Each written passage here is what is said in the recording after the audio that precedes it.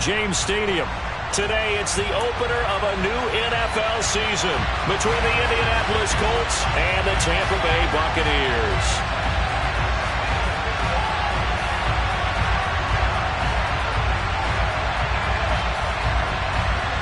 Here's the punter, Jake Camarda, set to do the honors, and off we go now from Tampa. Nyheim Hines now out of his end zone. And no chance to get away as they'll get him down at about the 17-yard line.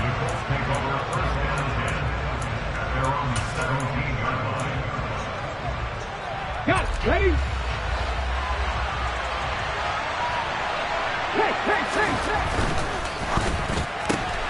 That's quickly out wide to Davis. He'll wind up getting a yard on the game's first play at second down.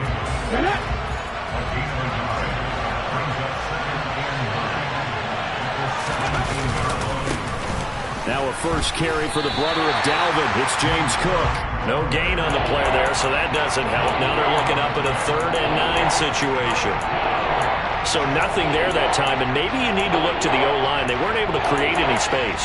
No, they weren't, and you know as well as I do, as many offensive line coaches we've ever met, I think that'll be addressed loudly when those guys get to the sideline. And they're usually loud and big. So trouble already here on their opening drive. This is 3rd and 9. They're going to look to throw. Uncorks one for Davis. This is intercepted. Picked off by Sean Murphy-Bunting. Well, they certainly weren't afraid to let it fly early, and they hope that'll keep the defense honest and keep the offensive guys excited about getting back out there. They are in attack mode in this game. It did backfire a little bit. Now you're just hoping your defense can keep them off the scoreboard so you're not facing a deficit the next time you run out there. Brought down by Ed Oliver. A quick burst there, and he nicely bit off a pretty decent gain. After the pickup of 5, here's 2nd and 5. On play action, they'll throw. This is caught. And in for the Buccaneers, touchdown. Cade Otton, a 12-yard touchdown grab. And the Bucs are on the board here first in the season opener.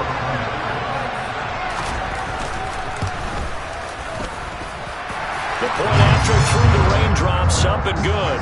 And that makes the score 7-0. The kickoff unit is out on the field, and they will send this one away. Out of the end zone, here comes Hines.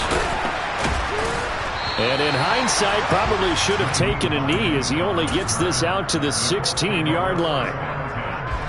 The Colts come to the line, ready to start their next drive. They threw an interception the first time they had the football, wound up leading to a touchdown the other way. How do you approach drive number 2? Going back to your game plan. A throw for Pittman is intercepted. It's Devin White, the linebacker, and the Buccaneers are going to take possession of the football. I believe this is what you would call growing pains here, partner, because this defense obviously took the challenge facing the rookie, and they wanted to help indoctrinate him to the NFL. So now the big question is, can he answer that challenge and rebound with plenty of time remaining in this game? And he's going to get this down near the 25. Oh, it's time to give a little credit there to the defense. They played that very well because it was a drag route, and he ran a little shallower than normal as he worked straight across the field. He was hoping he'd get lost behind the defensive line, but once he made the catch, nowhere to turn upfield and gain any yardage.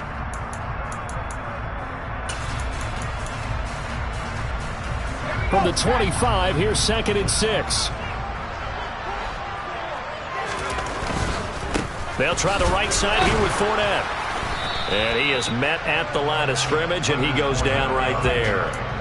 No gain on the play there, so they're left with a 3rd down and 6. Maybe I'm wrong, but it looked like even if he had opted to keep that, I don't think there was going to be much to gain. Seemed like it was perfectly defense, and know what they say.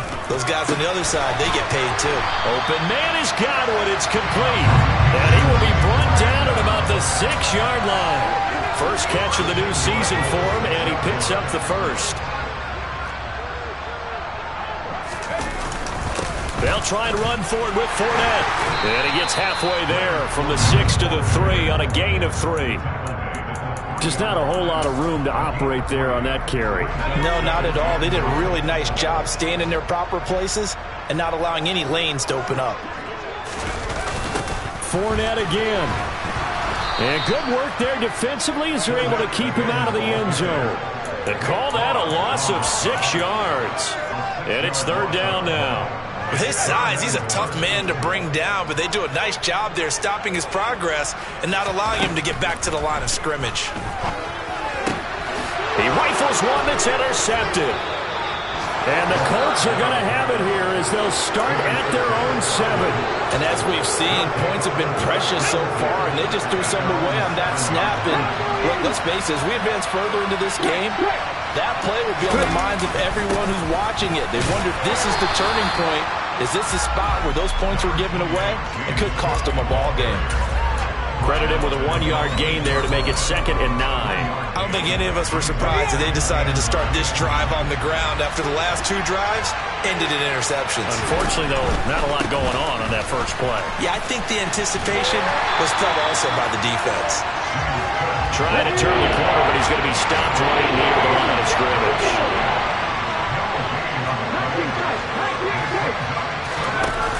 Here's a play fake as they set up to throw. And here's another interception, the 3rd of this first quarter. Carlton Davis picks it. And it's a pick 6. He brings it back to the house for a Buccaneer TD.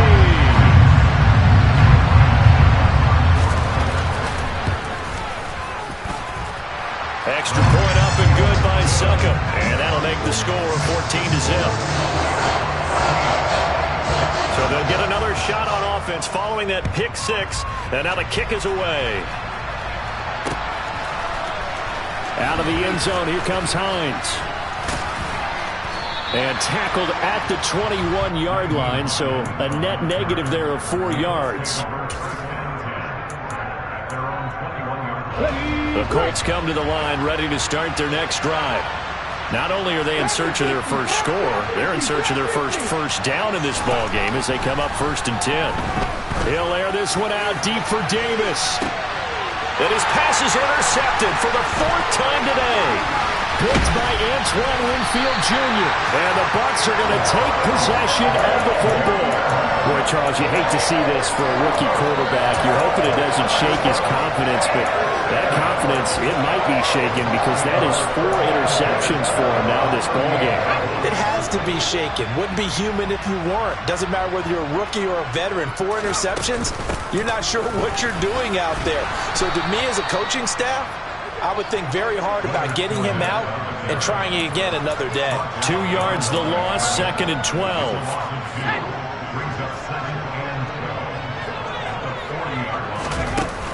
Off the play fake, he'll look to throw. And his throw is incomplete. This is what defensive coaches ask of their defenders every single ball game. Get a hand on every throw in coverage. They want the deflections. They want the knockaways. Pick it yourself if you can, but at least knock it down and guarantee it's incomplete. On 3rd down, he'll drop to throw. And tight coverage there. It's knocked away, incomplete. They certainly had good starting field position on that drive, but couldn't do anything with it after 3 plays. Have to admit that that's a disappointing end to excellent field position. When that drive started, they had 6 points that they were thinking about. That also a career-long kick for the veteran, Charles. Yeah, how about what he just got done there? We always knew he had a big leg, but how about everything coming together perfectly on that one? Great leg swing, and bang that one through. Out of the end zone, here comes Hines. And he will be brought out here inside the 20. Good coverage as he's dropped at the 17. The Colts come to the line ready to start their next drive. And for this offense, Charles, you got to think kind of crucial here to put something together on this drive because remember last time out they threw the interception on the very first play. And you can't afford to let this defense keep building any more momentum. They're playing awfully well, and they're awfully confident right now. To me, it's time to attack and take some of that momentum back. But make sure you're selective in doing so. Understand where you want to throw the football and make sure it's open before the ball leaves your hands. They run it again with Cook.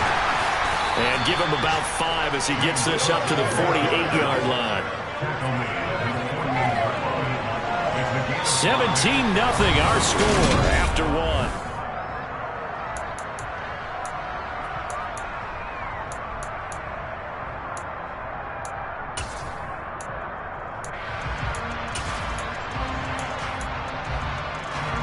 The first down run got 5. Here's 2nd and 5. Running off tackle with Cook. And he's fortunate to get anything from that. Give him a yard up to the 49. And this is why aggressive defensive coordinators love to blitz. It wreaks havoc because they end up taking their attention to the blitzers, freed up the D lineman to make the play. Got a man. It's complete to Jelani Woods. And he's going to be marked down just inside the 35. When you get a big tight end like this, sometimes it takes more than one man to bring him down.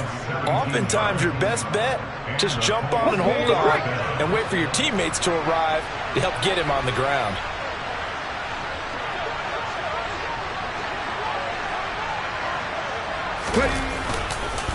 First down, here's the run with Cook.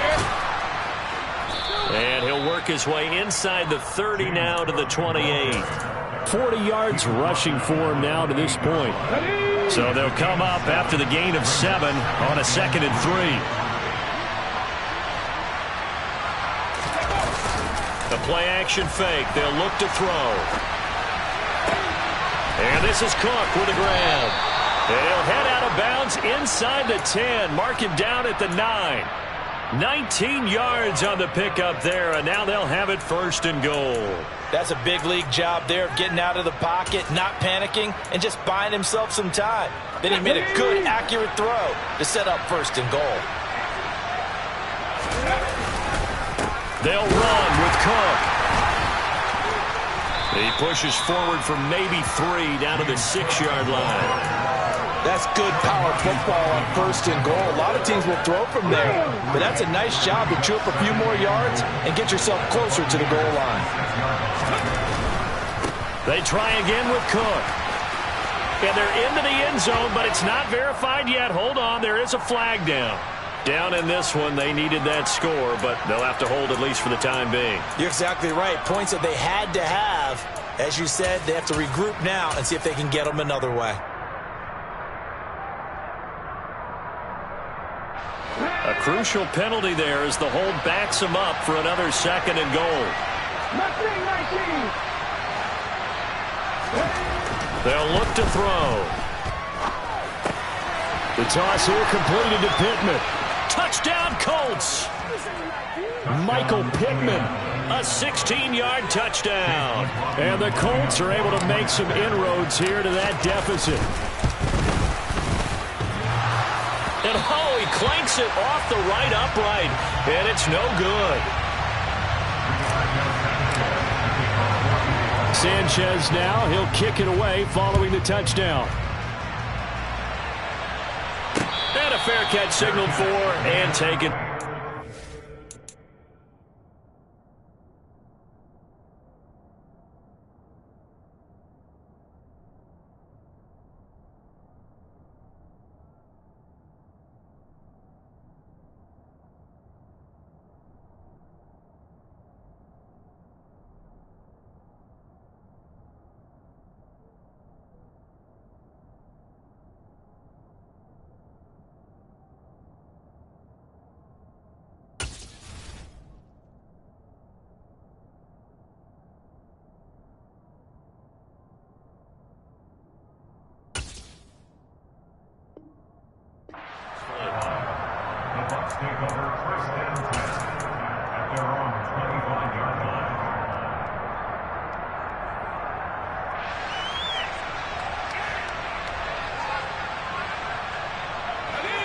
The Tampa offense ready to get their drive started. And they're not going to play this conservative, I don't think. They had the field goal last time, and they're up, but they're looking to put a drive in the end zone. Oh, I agree with you totally. No one goes out on the field and says, all right, let's just settle for 3, except in certain situations, trying to ice a game, that sort of deal. Most of the time, it's end zone, and that's what you're thinking, and I believe that's exactly what they're thinking as they begin this one. Yeah, no quarterback ever goes out there saying, hey, let's get 3, right? Not one that I've ever met. On second down, here's Fournette. And he'll get it out near the 40 to the 39. 6 yards the pickup, and that's a first down. Second and 2 is prime time for a little bit of a gamble, isn't it? Open up the playbook, go play action, toss that bad boy deep. But in this situation, go ahead and give it to your back. Let him pick up. The Colts are going to get him. Down he goes. That's Shaquille Leonard, the linebacker who got in and dropped him to the turf. But you just knew that these rushers were eager to do that today. Put him on the ground. Their plan, introduce themselves individually to this rookie quarterback. They said hello in a big way there with a loss of double-digit yards on that sack. Now then, after the sack, it'll be interesting to see what they have planned for 2nd and 23. They'll look to throw here. That is caught. It's Chris Godwin. That one good for 17 as they're set up better now for 3rd down. A nice throw right there, and these fans getting their first look at their QB1 of the future. I'd imagine it's got to be a big plus for him to get his first start here in front of that home crowd. I know there's a school of thought about getting your first start away from home so you don't have the extra pressure of that crowd behind you. But I say ride the wave, embrace it. Go ahead and play to that level, and I think it's going to benefit him in the long run. So they're forced to punt on 4th as this one's away. Hines now on the return. Give him 11 yards that time on the return. And the Colts will go on offense here, 1st and 10. The Colts come to the line ready to start their next drive. And this not an easy situation. You're down early, in the elements, you're on the road. How do you get the mojo back? Well, one thing is to remember that as an offensive player, you have a much better idea of what you're trying to accomplish and where you're trying to go than the defender.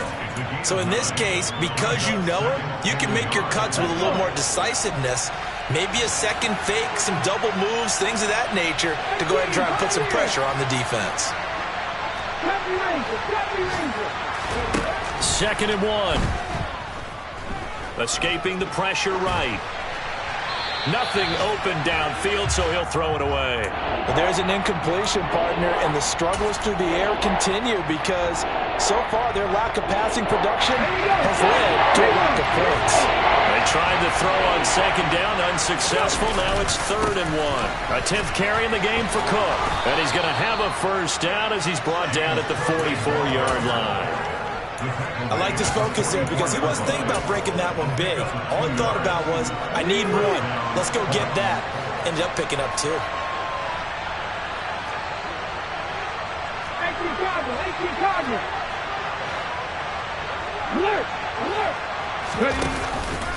They run again on 1st down. Cook. And not even back to the line of scrimmage this time as they're on him quickly once more. 2 yards the loss, 2nd and 12. That was well played there defensively. 2 tight ends in the formation, which essentially gave them 7 blockers up front. Hard to imagine with all that size and beef that they could let a tackler through, but that's exactly what happened. A loss resulted. Here we go on 2nd and 12. And he's just throwing the ball up for grabs now. Fortunately, that one going to fall incomplete. And I think it's high time to get him some passes that he's comfortable with. Some easy throws, some completions. He's not even at 50% thus far. Well, certainly that has played a big role into why they are trailing right now. Back to throw here. Flushed out right. And that is incomplete. So another incompletion there. He's hitting on fewer than half his pass attempts in this one, and that is not a winning formula. Yeah, so let's make sure we give a little bit of credit to the defense here. They've given him a lot to think about, a lot of different looks. And he seems a little bit confused trying to complete passes. As Sanchez on to punt here as he sends this one away. This is taken at the 23. A nice job getting free on the return for 13 yards. And the Bucs will get ready to go on offense.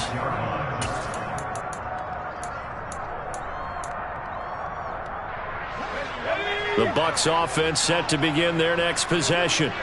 And with good starting field position and 3 timeouts as well in their pocket, no reason not to try and put a late scoring drive together. And they're going to have this across midfield and inside the 45. And did he just clock that? Looked like he tried to stop the clock, but the clock wasn't even moving.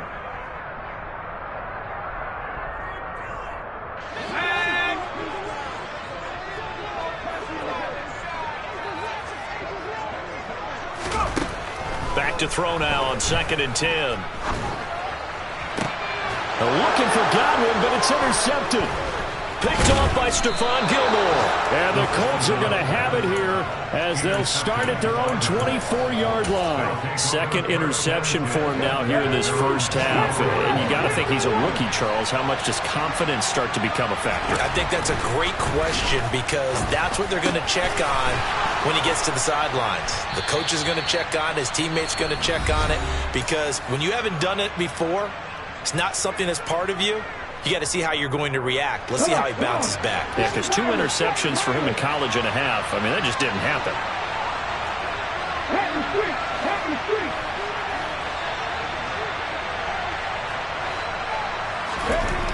They'll throw now on the final play. He'll take a shot downfield for Pittman. And this one is incomplete. So we've reached halftime here on opening weekend. As we send you a stone's throw away across I-4 to Orlando. There standing by is Jonathan Coachman, ready with our EA Sports Halftime Report. Coach?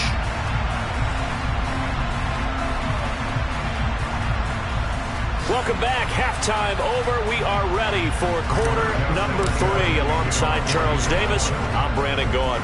We'll see if week 1 fatigue becomes any kind of a factor as we are back underway in the second half. This will be fielded inside the 5. And they'll start this drive just across the 30. Pretty nice work on the return. The Tampa offense ready to get their drive started. And despite the turnovers, Charles, and they had multiple in that first half, they still have the lead as they begin this third quarter. And they probably heard some conflicting tones at the half, don't you think? A lot of praise for what they did to get this lead, but also a little bit of scolding because they got to take better care of the football in the second half. But you and I both know the great leaders, they know how to give that little bit of vinegar in there and cover it with a big dose of honey.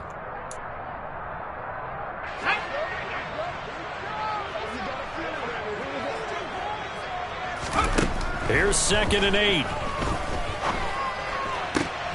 This is caught by Evans.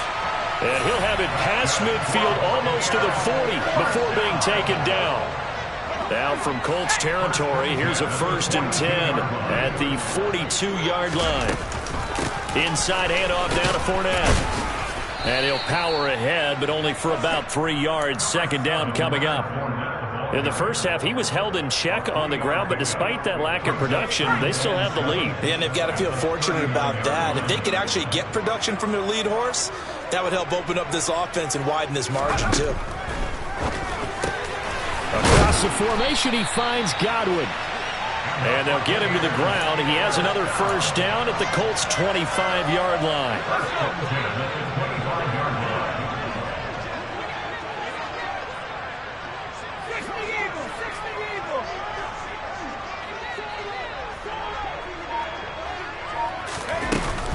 A shotgun give to Fournette. And he'll fight forward on the straight-ahead running for just a couple of yards. 2nd down. Well, they're hoping that the second half is better for him than the first half. They've got to find a way to get him going. He's a big part of their offense. The last run got a couple. Here's 2nd and 8. He'll look to throw. Throw left side complete. That's Cooper. And he'll go out of bounds in the red zone just inside the 20. Short completion, just 4 yards. And it's 3rd and 4 now. In search of 4 yards here to pick up the 1st down. Now back to throw. Complete right side to Otten. And he's brought down. They're able to convert on 3rd down, and that sets up a 1st and goal.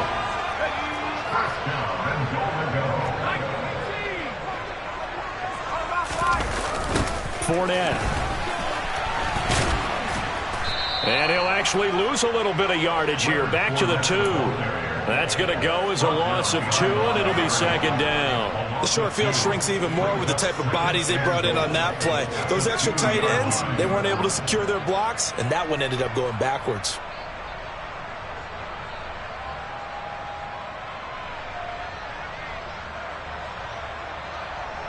Back at the 2 now. Here's second and goal. They'll set up to throw.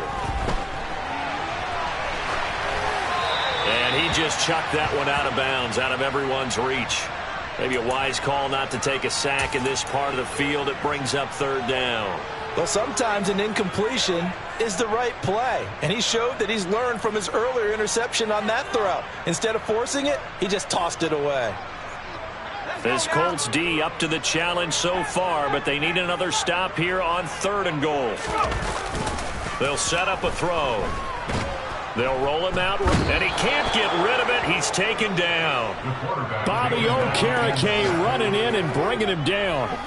Third and goal, they decided to throw for it, but how about the play defensively? Couldn't find anyone open, left him nowhere to go with the football, had to absorb the sack.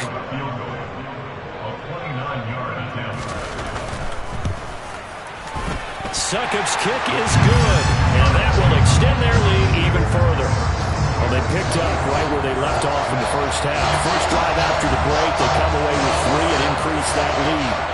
Yeah, and you just want to keep building on that lead, don't you? Whether it's 6 points or 3 points, take everything you can get, keep maneuvering, keep adding to it, keep making it difficult for them to come back. The Bucs ready for the kickoff, and here we go. It's in the air.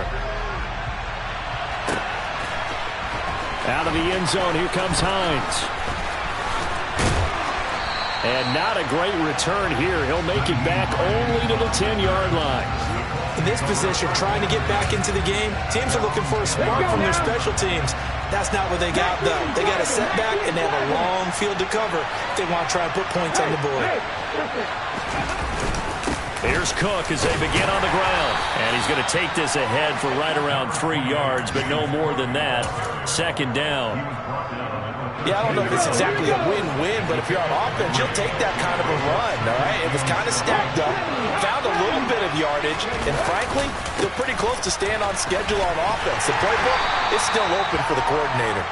And just not a ton of room to work with. He'll get it to the 15 for a gain of 2. Oftentimes we praise an offense for their variety of being able to hit people with the run in the pass, but in this game, how about what we're seeing from the safeties? They are all over the field. They know if they threw it or if they're trying to run it. I don't think we've ever awarded an MVU, most valuable unit, but you're right, it might go to them in this game. I like that, MVU. And now here's another interception. Picked by Antoine Winfield Jr. And the Buccaneers are going to take possession of the football. And you have to wonder, Charles, a game like this, 5 interceptions, what does this do to the psyche of a young quarterback? Well, based on the fact that he's still out there and he threw a 5th interception, I'm wondering if his head coach believes that he's really strong mentally and wants him to play through it. Because otherwise, you need to get him out and fight another day, because this could leave lasting damage if he keeps throwing interceptions. Rodney Thomas gets to him for the stop. Sometimes with the running game, you've just got to stick with it. Look, it's the third quarter, no time to panic. But that also doesn't mean you just do it the same way you've been doing it the entire ball game. Maybe change up some blocking assignments or run a few different plays, but stay with the overall essence of the running game. It'll be a gain of 5, and now we've got a 3rd and 3. One thing you're hoping for when you run drag routes, you're able to hit a receiver in stride, and he can pick up a lot of yardage after the catch. But in this situation, the defense was effective, able to stop him before he could get a good head of steam going. On 3rd and short, they'll try and pick it up through the air. And he's going to be intercepted a 3rd time. Picked off by Stephon Gilmore. And the Colts are going to get the football back as time will run out in this 3rd quarter of play.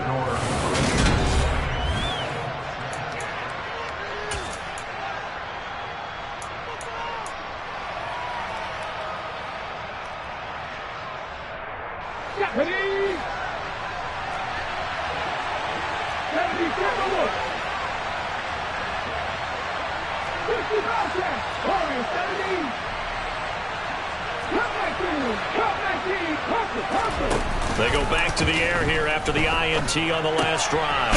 Over the middle into the hands of Woods. And he'll be brought down just shy of the 40. Another completion there. You know, we think about the draft back in the spring. He was selected, obviously, the #1 overall pick. There's great money with that, but, Charles, I would think maybe an extra burden, too, or is that not that big of a deal at all? It actually is in the beginning of his career an added burden, but it's one of those things that if you... And eventually taken down here. Great coverage downfield. This offense so far on third down, they've converted just 2 for 6 thus far. This time they face a 3rd and 2. And he will have the first down, but he winds up paying for it pretty good. Now, yes, a 2-possession game, but a good chunk of time on the clock, so they have the ability still there to run it on 2nd and short, but maybe they need to pick it up a bit. You're right. They did pick up the first down there, but they, as you mentioned, they have to pick up the pace now because it's a 2-possession game. They've got to get there twice to make sure they have a chance to win. On first down, he'll drop to throw. Looking left side, and he's got a man. That's Hines. And he'll be hauled down at about the 30-yard line. So that a nice throw, but it hasn't really turned out to be the grand debut that many had hoped for. His team's down double digits. So what have you seen, CD? About what I expected, really, because for a youngster making his first start in the NFL, I kind of expected to see these things. A few bumps along the way, maybe not the plays you expect to see or want to see. But remember, he's not going to the Hall of Fame off this first start. It's going to be an accumulation of games before we have a fully accurate reading. And he'll lose yardage. Brought down at the 32.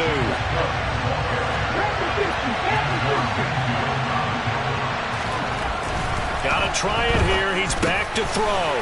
On the slant, he's got Davis. And he is going to have a Colts first down. It's a gain of 12 on 4th. The time to pull out the stops is now, and they convert there on 4th down. Good yardage on the completion there, and when they look at the scoreboard, they do understand a field goal is not going to do them any good. My guess, they're going to press the ball downfield as far as possible, try and throw it into the end zone and get a score because they know they've got to get that done and get the ball back as quickly as possible. That is caught. Michael Pittman with it. And the Colts are going to have a 1st and goal as he's taken down at about the 8-yard line.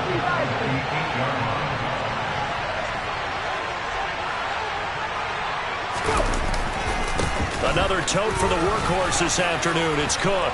And he will fight his way into the end zone for a touchdown. James Cook, an 8-yard touchdown run. And the Colts have made it a 1-score game again here in the 4th. Extra point by McLaughlin is up and good. And now things get a bit more interesting here in this 4th quarter.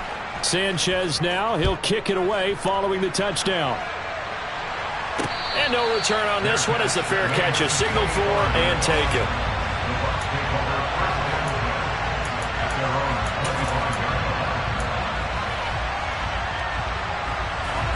The Bucs offense set to begin their next possession.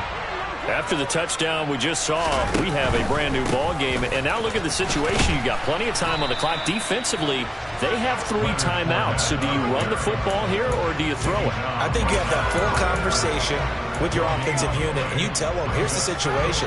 They've got all their timeouts, so we are not going to play this conservatively. We've got to attack them. We've got to make them use those, gain the ground that we need in order to put this game away. If you think we're just going to run it 3 times and punt it, you got another thing coming. Yeah, and by the way, also the 2-minute warning in play, so essentially 4 timeouts left. They have to be aggressive here.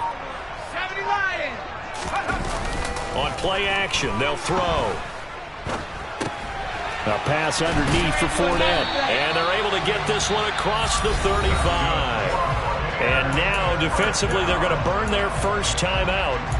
Remember, they get an extra time built in coming up here shortly at the 2-minute warning. Just week 1, but already plenty of intrigue with the games going on, and this one no different as we come up on a 1st and 10.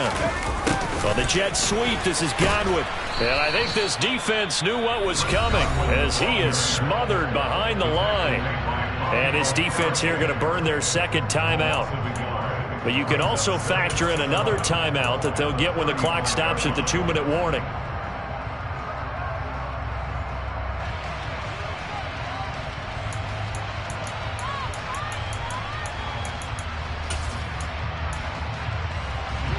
So after the loss of a yard, they'll look to push forward here on 2nd down and 11.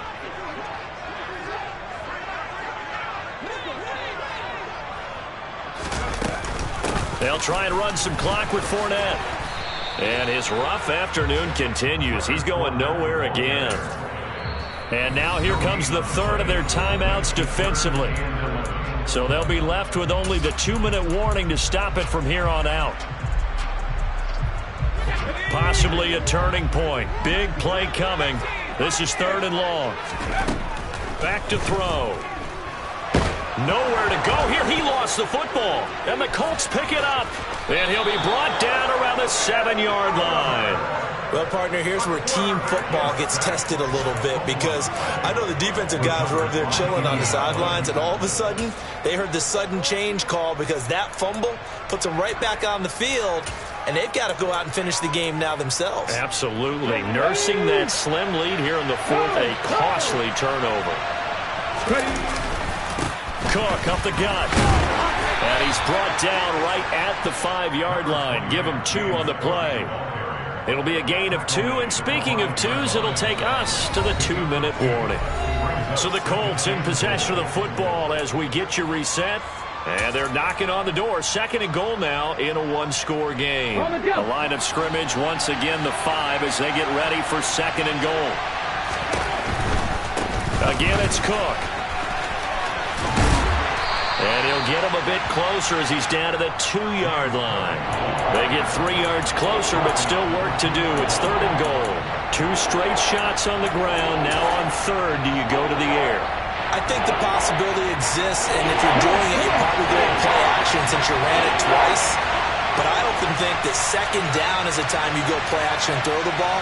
I say commit to the run and think about it being 4-down territory. They'll run for it with Cook. No gain on the play, and what to do now on 4th and goal. Well, if this defense can hold them to a field goal here, what a win that would be. Not just a win on the possession, but psychologically take over the ball game. This started with 1st and goal, so they were in 4-down territory right from the beginning. I say you finish it off and go for the touchdown.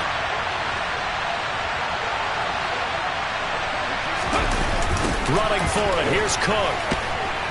And this doesn't end well at all as they stop him far behind the line to gain. Cook turned away on 4th and goal. And defensively, that might just seal a Week 1 victory. So now let's look at this situation with no timeouts remaining. The offense should be able to just run the clock out. I know that's what it says on my time management chart up here. And I know a lot of teams are hiring a time management coach who's going to sit in the box, talk to the head coach. And in this situation, if you do anything but take a knee in victory formation, then you're not playing the game right. This game should be over. Take the knee, hold on to the ball. By the way, so impressive that you do have a time management chart up here. Listen, you know I can't count. So I need it in a big way, and we can't hire anyone to help us out. So hopefully I'm reading it correctly.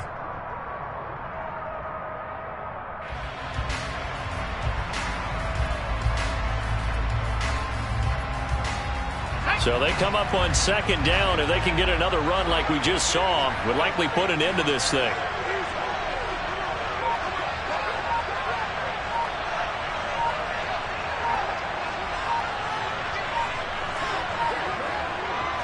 They go down to a knee, and the new campaign off to a good start. It's a win here in Week 1.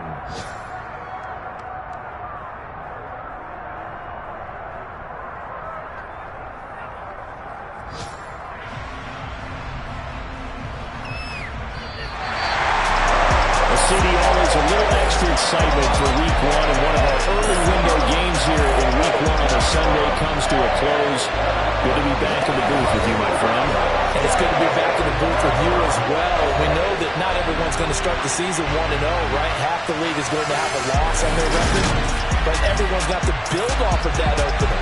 And how many coaches tell us every single year, you make your most progress between Week 1 and Week 2. We'll see how both of these teams progress the rest of this season. So for Tampa Bay, it was a hard-fought